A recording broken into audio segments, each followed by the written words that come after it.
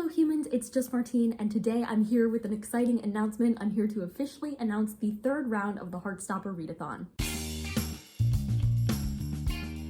The Heartstopper Readathon is a month-long readathon that celebrates and is inspired by the Heartstopper graphic novel and television series by Alice Oseman. This is the third round. We had one last February, we have one this February, and we had one in August. Unlike the August round, the February rounds are a bit more chill. I give you some prompts, you do with them what you will. It's still a fun and cute time, but it's a lot less hectic. With that being said, I'm going to give you all the details that you need to know about this upcoming February round of the Heartstopper Readathon. It is taking place the entire month of February in 2024. That's 29 days. And the theme for this one is Nick's Valentine's Day surprise. So Nick is trying to create the ultimate surprise date day for Charlie to celebrate Valentine's Day and have the best Valentine's Day ever. But he needs your help because he and Charlie have lots of things that they love doing together, and now he's feeling a bit of decision paralysis.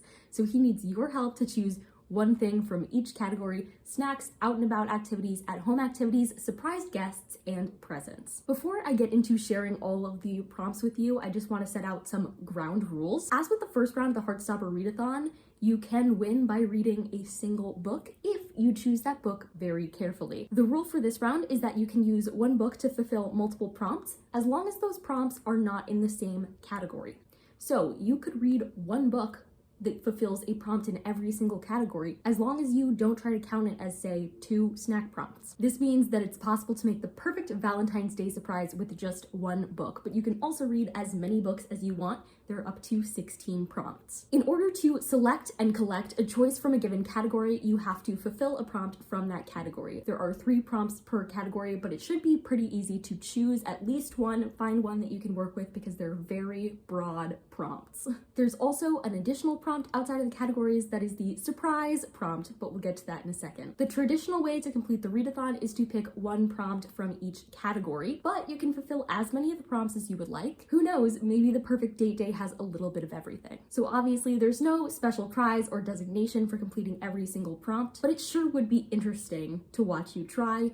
And in fact, if you choose very carefully, you'd only need to read a minimum of 3 books to complete every single prompt. But again, you can read up to 16. And then the last ground rule is to have fun. Nick wants this to be a great day for Charlie, and he's really excited to spend this time with Charlie, so you're going to have fun helping Nick plan this day. Now let's get into the prompts. Again, I said there were 5 categories, but there's also a surprise prompt. So the surprise prompt is that Nick has trouble keeping secrets and surprises from Charlie. He just really loves sharing everything with Charlie. So in order to complete the surprise prompt, you're going to do a randomization of some kind, where your read will be a surprise. There are a couple of ways to go about doing this.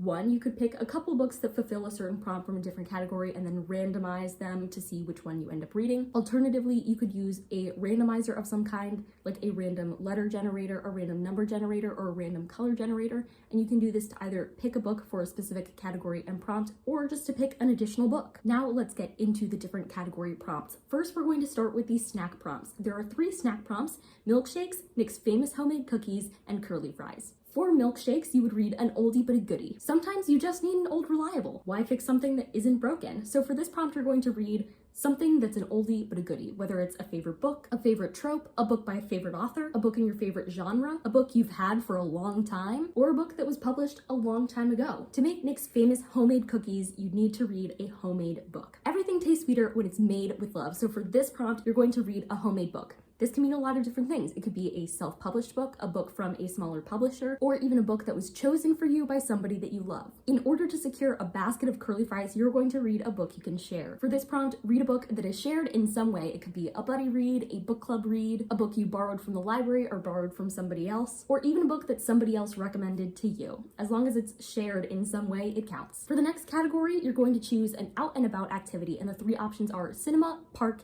and bowling. To go to the cinema, you'll read an adaptation. If Nick brings Charlie to see a scary movie, he at least knows that he and Charlie can hold hands the entire time. So he may want you to read an adaptation. And if you do, it can be an adaptation in either direction. Either a book that was then adapted into something, like a musical, a TV show, a movie, etc., or something like a TV show, movie, play, musical, etc. that was then adapted into a book. For Park, go for a simple read. Sometimes the simplest dates are the sweetest. Nick and Charlie just love spending quality time together, sitting around and chatting. So if they go to the park, read something simple. Either a book that's really fast to get through, a small book like a short book, a book from a genre that always goes quickly for you and doesn't take much brain power, a guilty pleasure read, etc. And if you want to go bowling, you'll have to try for a strike because Nick is going to want to impress Charlie with his strong rugby arms. So read a book that's sure to be a winner, a 5-star prediction, an anticipated release, one by a favorite author, one in your favorite genre with a favorite trope, a book from your favorite series, etc, etc, etc. So many options. For the at-home prompts, you have 3 options: playing Mario Kart, snuggling, and baking. If you want them to play Mario Kart, read a book that has lapped you. By this, I mean a book that keeps passing you by.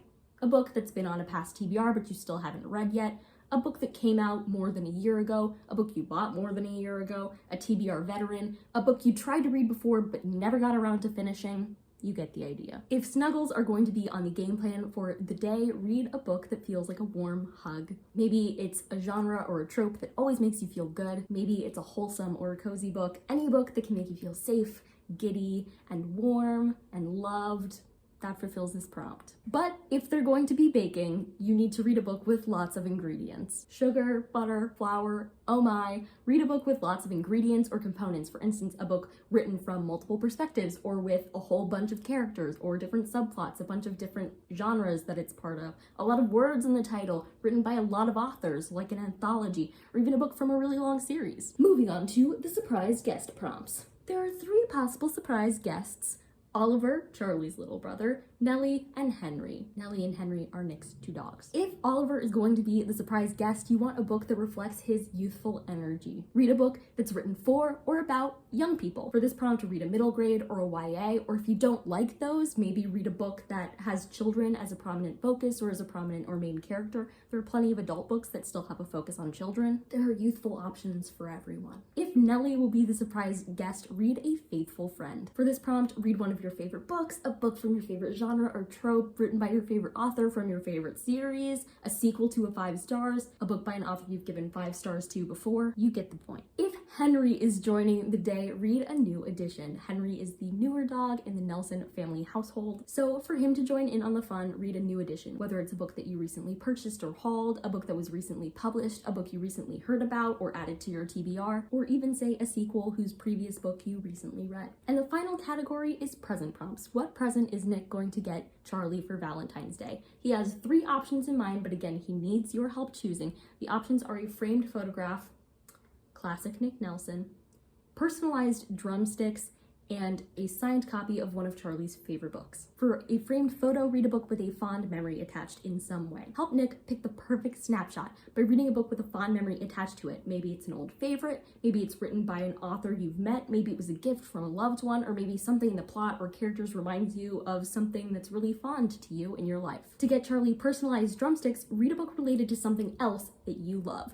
Charlie loves drumming, but Nick knows nothing about it, so maybe he'll be inspired if you read a book that has something to do with something else that you love aside from reading. It could involve one of your other hobbies that you love or a thing that you love doing, like watching reality television. Read a book with reality television, a book that involves a famous person that you really look up to or admire, a book featuring a really cool job or career that you're passionate about. Maybe the cover is your favorite color, maybe it features your favorite animal. As long as it has something dear to you that is not books, it counts. And finally, to get a signed copy of one of Charlie's favorite books, read a personalized book. Maybe it's a signed copy, maybe it was gifted to you by somebody, maybe they even signed their name in it saying that they were giving it to you. Maybe it's a special edition version of a book or one with a different cover than the original cover. Alternatively, you can read a book whose title and author name contain all the letters of your preferred name. As long as it's personal in some way to you, it counts. So those are all the prompts. I look forward to hearing how you're going to help Nick plan this special day for Charlie. All the information is going to be linked down below, including the Google Drive with the rules written out that I just read to you and some graphics,